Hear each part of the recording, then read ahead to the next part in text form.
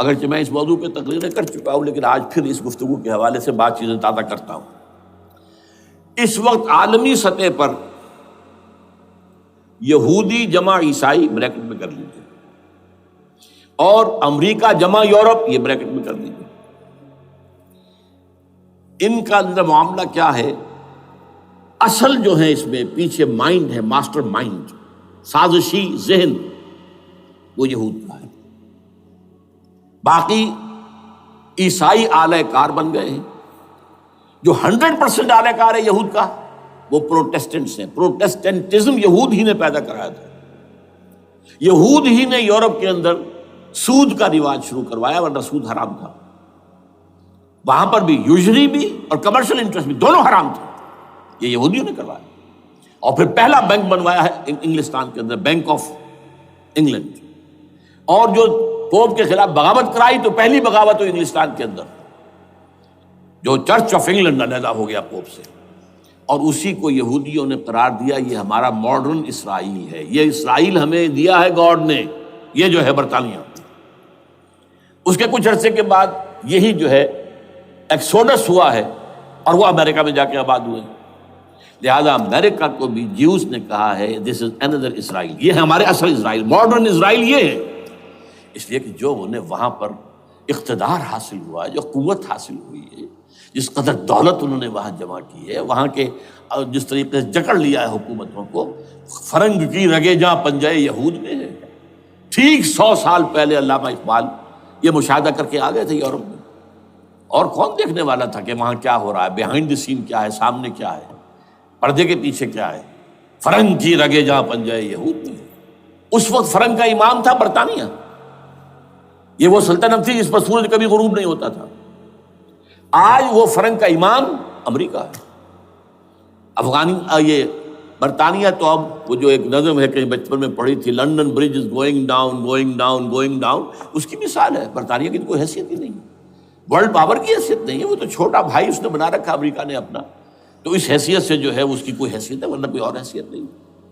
بہرحال ان دونوں میں یہ ہے کہ پیچھے ماسٹر مائنڈ، سازشی ذہن، پلاننگ، اسکیم ساری یہودیوں کی، اعلی کار امریکہ سب سے بڑھ کر، اس کے بعد برطانیہ ہے، اور اس میں اصل پروٹیسٹنٹس، ان میں بیپٹسٹ، ان میں اس سے بھی آگے بڑھ کر ایونجلسٹ، جن کو کہتے ہیں بورن اگین کرسچنس، جن کو کہتے ہیں نیو کنزرویٹو کرسچنس، یہ تمام اصطلاحات آپ اخبارات میں پڑھتے ہوں گے، ان کو گروپ کر لیجیے۔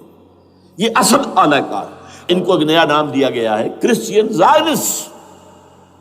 ایک یہودی زائنسٹ ہیں، سارے یہودی زائنسٹ نہیں ہیں، بہت سے یہودی ہیں جو یہ زائنسٹ کے مخالف ہیں۔ چنانچہ میری ہیوسٹن میں ملاقات ہوئی تھی ڈاکٹر وشو گرانڈ، بہت بڑا پروفیسر ایمیریٹس یہودی، لیکن یہ کہ اس نے کہا، بڑے اجتماع میں کہا، ہمارا اجلاس تھا وہاں پر، ہم نے یہ جو ہے بلایا تھا ایک یہودی، ایک عیسائی اور ایک مسلمان، تینوں جو ہیں وہ تقریریں کریں۔ انہوں نے کہا تھا کہ وی آر ناٹ سپورٹنگ اسرائیل۔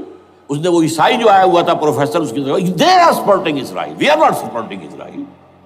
اسی طرح میری جو ہوئی تھی round table conference, round table, اس میں ایک یہودی پروفیسر تھے، وہ ہسٹری کے پروفیسر، میں نام بھول رہا ہوں ان کا، انہوں نے کہا آئی ایم اینٹی زائنزم، میں زائنزم کے خلاف ہوں۔ تو زائنزم جو ہے اصل میں ایک سیکولر یہودیوں کی تحریک ہے، اور اس کے سب سے بڑے سپورٹرز کرسچین زائنسٹ وہ امریکہ میں بیٹھے ہوئے۔ تو یہ ہے صورتحال۔ یہ جان لیجئے کیتھولکس جو ہیں یہ اتنے پرو یہودی نہیں ہیں، اب رفتہ رفتہ وہ بھی اس کے اندر آ کر شامل ہو گئے۔ یورپ جو ہے زیادہ Catholics, Roman Catholics, Roman Catholics کا یہ بھی آپ نے جملہ پڑھ سنا ہوگا کہ یہ جو ترکی جو ہے ہمارا ملک، یہ جو کوشش کرتا رہتا ہے گھسنے کی یورپین یونین کے اندر، تو ایک دفعہ جان شراق نے کہا تھا، بڑا پیارا جملہ تھا، why doesn't Turkey understand that we are a Christian club؟ یہ ہماری جو یونین ہے یورپین، یہ تو کرسچین کلب ہے، وہ مسلمان ہے، وہ کس وجہ سے آنا چاہتا ہے اندر، کیوں تو خود داخل ہونا چاہتا ہے؟ why doesn't Turkey understand that we are a Christian club؟ لیکن یہ ہے رومن کیتھولکس، اور ان کا میں بعد میں آپ کو بتاؤں گا۔ یہی آپ کو معلوم ہے کہ یورپ نے عام طور پر اسرائیل کا اتنا ساتھ نہیں دیا جتنا جو امریکہ دیتا رہا ہے، اور کسی درجے میں ان کے دلوں میں سافٹ کارنر جو ہے عرب فلسطینیوں کے لیے بھی رہا ہے، یہ معاملہ ایران کے بارے میں بھی رہا ہے. جس قدر اسٹرانگ ایکشن امریکہ لینا چاہتا ہے یہ جو ہے اس کے ساتھ نہیں ہے. تو یہ ذرا سا فرق ہے، وہ میں اس کا ایک بنیاد بعد میں بتا دوں گا آپ کو. بہرحال ان کا ایک جو ایجنڈا ہے وہ دو سمجھیے کہ دو اس کے نکات ہیں، دو رسیوں کے مانند یہ آپس میں بٹا ہوا ہے. پہلا، عالم اسلام کے مادی اور مالیاتی وسائل خصوصاً تیل پر قبضہ، یہ ان کا دنیاوی اعتبار سے، دولت کے اعتبار سے، وسائل کے اعتبار سے اس وقت کا ایجنڈا ہے. ویسے تو اس سے اوپر وہ چاہتے ہیں پوری دنیا پر، وہ تو بات کی بات ہے، لیکن ابھی نہ وہ روس کو چھیڑ رہے ہیں نہ چین کو چھیڑ رہے ہیں. چین تو ان کا سب سے بڑا جو ہے بزنس پارٹنر ہے، سب سے بڑا، اور چین کو رفتہ رفتہ وہ اپنی لائن پر لا رہے ہیں. اب تو صرف یہ کہ وہ ایک پارٹی گورنمنٹ وہاں رہ گئی ہے جو کہ کمیونزم کے دور کی یادگار ہے، باقی ان کی جو اکانومی ہے وہ تو آ چکی ہے اسی رخ کے اوپر جو یورپ کی ہے، مغرب کی ہے. نمبر دو ایجنڈا کیا ہے؟ دنیا میں کہیں بھی اسلام کے بحیثیت ایک نظام زندگی ظاہر ہونے کا کوئی موقع نہیں دینا.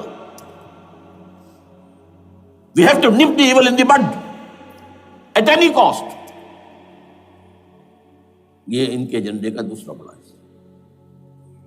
یہ دو ہے انٹرٹوائنڈ، جیسے آپ لڑیوں کو بٹ دے کر رسی بناتے ہیں، ایسے یہ دو لڑیے ہیں. اسلام کا پولیٹیکل سوشو اکنامک سسٹم کہیں نہ آ جائے دنیا میں، ہو نہ جائے آشکارا شر پیغمبر کہیں. یہ ابلیس نے کنکلوڈ کیا ہے، وہ جو ابلیس کی مجلس شورا ہے، ہو نہ جائے آشکارا شر پیغمبر، کہیں ایسا نہ ہو کہ پیغمبر کی شریعت دنیا کے سامنے آ جائے، پیغمبر کا نظام آ جائے. الحذر، آئین پیغمبر سے 100 بار الحذر. حافظ ناموس زن، مرد آزما مرد آفری، یہ معاشرتی نظام ہو گیا. موت کا پیغام ہر نوع غلامی کے لیے، نہ کوئی فخفور و خاکہ، نہ گدائے رہنشی، یہ سیاسی نظام آ گیا. اور کرتا ہے دولت کو ہر آلودگی سے پاک و صاف، منعموں کو مال و دولت کا بناتا ہے امین. تم دولت کے امین و مالک نہیں ہو. اور اس سے بڑھ کر اور کیا فکر و عمل کا انقلاب، بادشاہوں کی نہیں اللہ کی ہے یہ زمین، ان الارض للہ. یہ نظام کہیں نہ آ جائے دنیا، یہ جس پہ کہ وہ خطرہ محسوس کر رہا تھا. اور اس کے بعد یہ کہتے ہیں،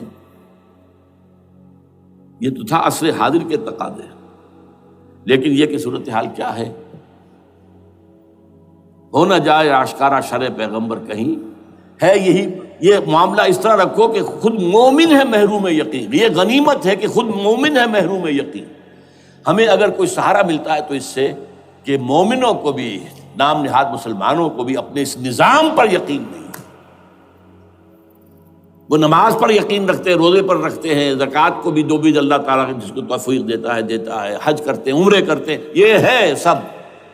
لیکن یہ کہ یہ غنیمت ہے، چشم عالم سے رہے یہ پوشیدہ یہ آئین تو خوب. وہ ابلیس کہتا ہے کہ یہ آئین چشم عالم سے پوشیدہ رہنا چاہیے. یہ غنیمت ہے کہ خود مومن ہے محروم یقین. ہمارے لیے جو ہے اگر کوئی سانس لینے کی جگہ ہے تو وہ یہ ہے، حوصلہ افزائی اگر ہے تو اس میں ہے کہ خود مومن محروم یقین ہے، اس کے سامنے وہ راستہ ہے ہی نہیں. اب لیجئے یہودیوں کے ایجنڈے کو میں تجزیہ کر رہا ہوں. سب سے پہلے world bank, IMF، globalisation, trips, ان تمام ہتھ کنڈوں کے ذریعے عالمی مالیاتی استعمار جو بظاہر امریکہ کا ہوگا حقیقتاً یہود کا ہوگا. یہودیوں کے نزدیک پوری نوع انسانی حیوانوں کے مانند ہے. They are not human beings. They are goyams. They are Gentiles. یہ انسانی شکل میں حیوان ہیں، اور جیسے حیوانوں کو ایکسپلائٹ کرنا، استعمال کرنا انسانوں کا حق ہے. گھوڑے کو آپ باندھتے رہے ہیں نا ٹانگے کے آگے، اور بیلوں سے آپ ہل جتواتے رہے ہیں، تو جیسے یہ حق ہے ایسے ہمارا حق ہے پوری دنیا کے جو ہے وسائل ان کو کھینچے. ہاں جیسے گھوڑے اور بیل کو بھی کچھ نہ کچھ دانا تو ڈالنا پڑتا ہے، چارہ تو دینا پڑتا ہے، تو ان کو بھی کچھ دو.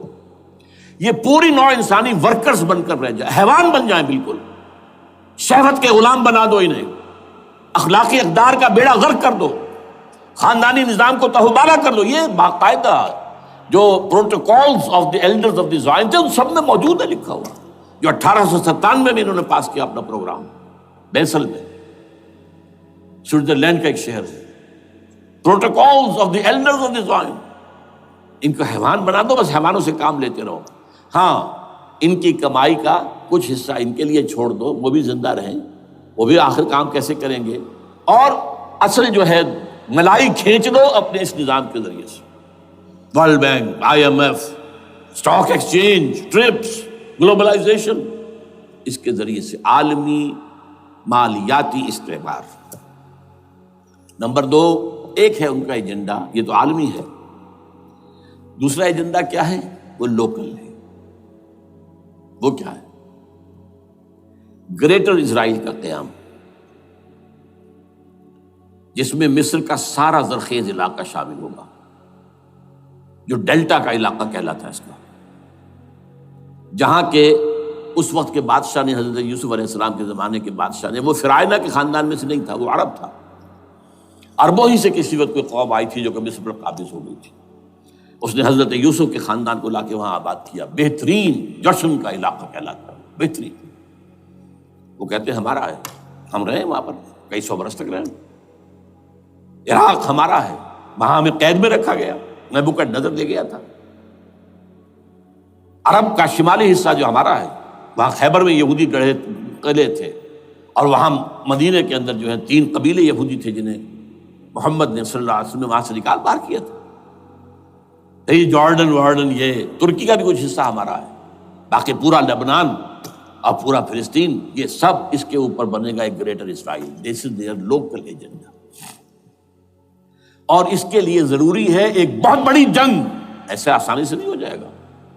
آرمگیڈون، جس کو حضور نے فرمایا الملحمۃ العظمی، الملحمۃ الکبریٰ، بہت بڑی جنگ، جس کی خوفناکی اور تباہ ناکی کا اندازہ اس سے کیجیے. حضور فرماتے ہیں کہ اگر ایک باپ کے 100 بیٹے یا ایک دادا کے 100 پوتے ہوں گے تو ان میں سے 99 ختم ہو جائیں گے، ایک بچے گا. اور ایک جگہ فرماتے ہیں اتنی اموات ہوں گی، اتنی لاشیں ہوں گی کہ ایک نفاست پسند پرندہ جو ہے، جو گندگی پہ نہیں اترنا چاہتا. ایک تو ہے یہ کوے، چیلیں، گدھ، وہ تو گندگی ہی کی تلاش میں ہے مردار کھانے کے لیے، وہ تو لاشوں کو نوچ رہے ہوں گے. وہ پرندہ جو ہے نفاست پسند پرندہ، وہ نہیں اتر سکے گا، اڑتا اڑتا چلا جائے گا، لیکن لاشوں کا سلسلہ ختم نہیں ہوگا، یہاں تک کہ تھک ہار کر لاشوں پر گر جائے گا. یہ دور نہیں ہے،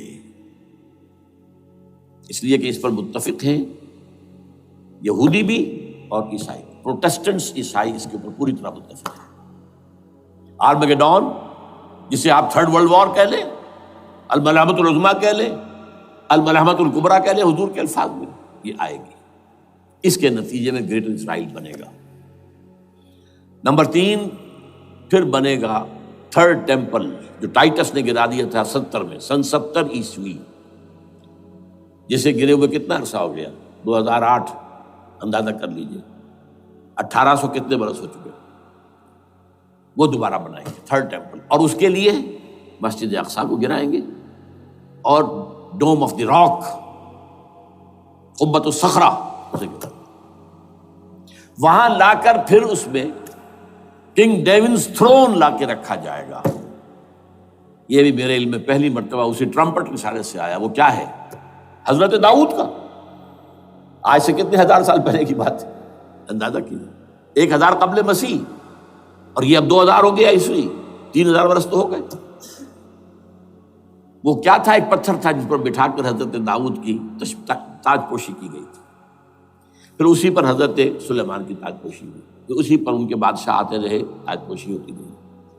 ٹائٹس نے جب گرایا ہے سن 70 عیسوی میں، یروشلم کو برباد کیا، 1,33,000 یہودی ایک دن میں قتل کیے، ایک دن میں، باقی نکال دیا، بھاگ جاؤ یہاں سے.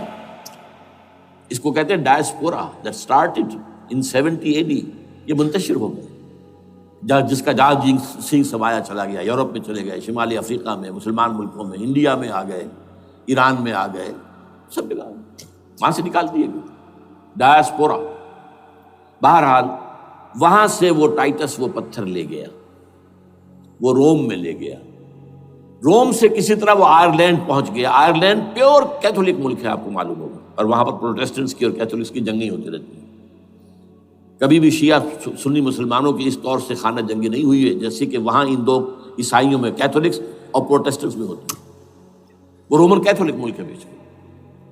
وہاں سے وہ انگلینڈ میں آیا، انگلینڈ میں جب آ گیا، بلکہ وہاں سے اسکاٹ لینڈ سے انگلینڈ میں پھر اس کو ایک کرسی کے اندر اس کی سیٹ کی حیثیت سے بنا کر ایک تھرون کی شکل دے دی گئی، اور وہ جو ویسٹ منسٹر ایبے ہے، برطانیہ کے پارلیمنٹ کے ساتھ جو چرچ ہے، ویسٹ منسٹر ایبے، وہاں اس کو لا کے رکھ دیا گیا۔ اس وقت سے برطانیہ کے بادشاہوں اور ملکاؤں کی تاج پوشی وہاں ہوتی ہے۔ تو ایک یہ ہے کہ پھر اس کو لا کر وہاں رکھیں گے۔ اب یہاں سے اختلاف ہے، یہ نوٹ کر لیجیے۔ یہاں تک عیسائیوں کا، یہودیوں کا ایجنڈا ایک، یہاں اختلاف ہے۔ یہودیوں کے نزدیک ان کا مسیح آئے گا اور وہ وہاں بیٹھ کر پوری دنیا پر راج کرے گا۔ وہ مسیح جس کی خبر دی گئی تھی شروع کی کتابوں میں، جو تورات کی ابتدائی کتابیں ہیں، وہ تو حضرت مسیح کی شکل میں آ گئے۔ دی پروفیسی واز فلفلڈ۔ یہودیوں نے نہیں مانا، انہیں تو قرار دیا جادوگر ہے، کافر ہے، مرتد ہے، ولد الزنا ہے، اور اپنے بس پڑتے سولی پر چڑھوا دیا۔ وہ دوسری بات ہے، اللہ نے کیا کیا وہ ایک علیحدہ مسئلہ ہے۔ چنانچہ یہ کہ دی سچویشن از ویکنٹ، وہ مسیحا کی جگہ ابھی باقی ہے ان کی، and they are waiting for ہم۔ تو وہ آئے گا اور وہ یہاں اس تخت داؤد پر بیٹھ کر پوری دنیا پر حکومت کرے گا۔ عیسائیوں کا کہنا کیا ہے کہ در حقیقت حضرت مسیح نازل ہوں گے، سیکنڈ کمنگ آف جیسس، جس کو ہم بھی مانتے ہیں۔ اگرچہ ہوگا کیسے، حالات و واقعات کا کیا ہمارے نزدیک رنگ ہے وہ کچھ مختلف ہے، وہ میں اس کو بیان نہیں کر سکتا۔ حضرت مسیح علیہ السلام پھر اس تخت پر بیٹھیں گے ان کے عیسائیوں کے مطابق۔ چنانچہ پوپ جو مر گیا ہے، پال سیکنڈ، اس کو یہ ٹرمپٹ والے کہتے ہیں شیطان، اور ان کا کہنا یہ ہے کہ اس شیطان نے the old ancient holy Roman empire کو ریوائیو کیا ہے یونائٹڈ یورپ بنا کر، اور ان کا مقصد کیا ہے کہ یہ فلسطین میں ایک رومن کیتھولک حکومت قائم کرنا چاہتے ہیں۔ یہودی اپنی حکومت چاہتے جو ہے، اور وہ اپنی حکومت چاہتے ہیں۔ یہ ان کا کہنا ہے، یہ میں نہیں جانتا کہ اس میں کس حد تک ان ایک دوسرے پر الزام درست ہے۔ لیکن جیسے کہ آپ کو معلوم ہے کہ انڈونیشیا کے اندر بھی ہوا تھا، ایک جزیرے کو تقسیم کر دیا، ایک حصہ جو ہے اس کا وہ رومن کیتھولک ریاست بن گیا ہے۔ شاید نائجیریا میں بھی اس طرح کا معاملہ ہوا ہے، کچھ تھوڑے علاقے کے اندر وغیرہ وغیرہ۔ تو یہ ہے، لیکن بہرحال یہ ان کا۔ عیسائیوں کا معاملہ کیا ہے؟ میں نے جیسا کہ بتایا کہ یہ تو اس ایجنڈے کے اندر متفق ہے، اور عیسائی بھی ورلڈ ڈومینیشن، مالیاتی جو ہے استعمار، اس کے لیے کوشاں ہیں۔ لیکن ان کے نزدیک حضرت عیسیٰ ابن مریم آئیں گے علیہ الصلوۃ والسلام، اور وہ حکومت کریں گے۔ اس پورے ڈرامے کا اسکرپٹ پورا یہودیوں کا لکھا ہوا ہے، اور انہی کی سازش اس پورے ڈرامے کے پیچھے ہے۔ البتہ بظاہر اس ڈرامے کا بڑا کیریکٹر جس سے آپ ہیرو کہیں وہ امریکہ ہے، اور اس کے تابع یورپ بھی ہے۔ یہ ہے عالمی سطح پر معاملہ اس وقت۔ ویسے میری 2 کتابیں جو ہے اس پر کتابچے ہیں، 4 سال پہلے میں نے اسی مقام پر 2 تقریریں کی تھی۔ ایک موجودہ عالمی حالات اور اسلام کا مستقبل، وہ دوسرا حصہ جو میں اس وقت نہیں چھیڑ رہا، ہوگا کیا اصل میں، جس میں یہ ہے کہ کہیں اسلامی ریاست قائم ہو، خلافت کا نظام قائم ہوگا کہاں ہوگا یہ میں بحث نہیں کر رہا۔ حضرت مہدی کا ظہور ہوگا، وہ آئیں گے عرب کے اندر۔ پھر یہ ہے کہ وہ جو گریٹر اسرائیل کے خلاف جہاد ہوگا، اور اللہ کرے گا کہ رفتہ رفتہ یہ ممالک جو ان سے لے لیے جائیں گے، یہاں تک کہ بالآخر ایک یہودی اعلان کر دے گا میں ہوں مسیح، جس کو کہ عیسائی بھی کہتے ہیں اینٹی کرائسٹ، اور یہ کہتے ہیں یہ بیپٹسٹ بھی کہ اینٹی کرائسٹ جو ہے وہ یہودی ہوگا، جبکہ کچھ عرصے پہلے بہت بڑا پروپیگنڈا ہوا تھا کہ اینٹی کرائسٹ جو ہے، دجال جو ہے وہ تو مسلمان ہوگا نہیں، لیکن وہ کہتے ہیں کہ ہوگا یہودی ہوگا، اور پھر اس یہودی کو قتل کریں گے حضرت مسیح، دی ریئل مسیح، اصل مسیح جو اٹھا لیے گئے درمیان میں، وہ آئیں گے اور ان کے ہاتھوں دجال بھی قتل ہوگا، اور پھر مسلمانوں کے ہاتھوں ایک ایک یہودی ختم ہوگا، پھر ایک عالمی اسلامی ریاست قائم ہوگی حضرت مسیح کے ہاتھوں، اور وہاں پر حضرت مسیح، ایک حدیث میں آتا ہے 40 برس تک پوری دنیا پر حکومت کرے گی۔ بہرحال یہ دوسرا پکچر ہے جو ہمارے سامنے، میں اس وقت کی تفصیل میں نہیں جا رہا، جو ان کے سامنے پکچر ہے وہ میں نے آپ کو بیان کر دیا۔ اب اس میں تجزیہ کیجئے افغانستان پر حملے کا اصل سبب، جو میں نے دو بتایا نا، دو لڑیاں ہیں ان کے ایجنڈے کی، ایک اسلام کہیں ظاہر نہ ہو جائے، اسلام کا نظام ظاہر نہ ہو جائے، اور ایک مسلمانوں کے مالیاتی خاص طور پر تیل کے وسائل پر قبضہ۔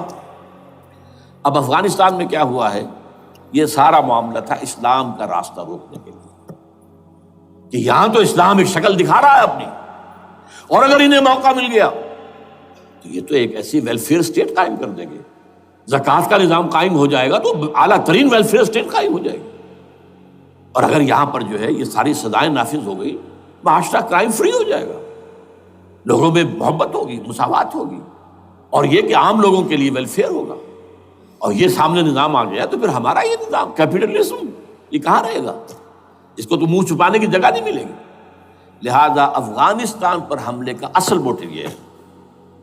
البتہ یہ ساتھ ہی یہ بھی تھا کہ افغانستان کے راستے سے سینٹرل ایشین سٹیٹس جو ہیں ان سے پائپ لائنیں لا کر، اور وہ پھر کہیں گوادر کے آس پاس سمندر تک لائے جائے، تاکہ ہم وہاں کے جو ہے ڈرین کر سکیں جو تیل اور گیس کے ذخائر ہیں سینٹرل ایشین سٹیٹس کے اندر، جو مسلمان سٹیٹس ہیں، تو اس کے لیے راستہ جو ہے وہ لینا چاہتے تھے افغانستان سے۔ اب وہ جہاں تک افغانستان کا تعلق ہے وہ تو ان کے قبضے میں ہے، جب چاہیں کر لیں۔ اب پاکستان کا معاملہ جو تھا وہ جیسا کہ میں نے کہا کہ اس کا راستہ وہ رک گیا، جبکہ انہیں واپس جانا پڑ گیا، لیکن انہوں نے افغانستان میں کوشش کی طالبان کے زمانے میں۔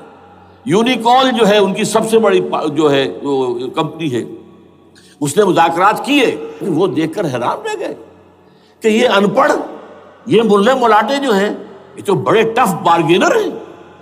اس طریقے سے پاؤں جما کر طالبان نے جو ان کے ساتھ مذاکرات کیے ہیں اور ان سے اپنی شرطیں پیش کی ہیں کہ وہ گھبرا کر بھاگ گئے۔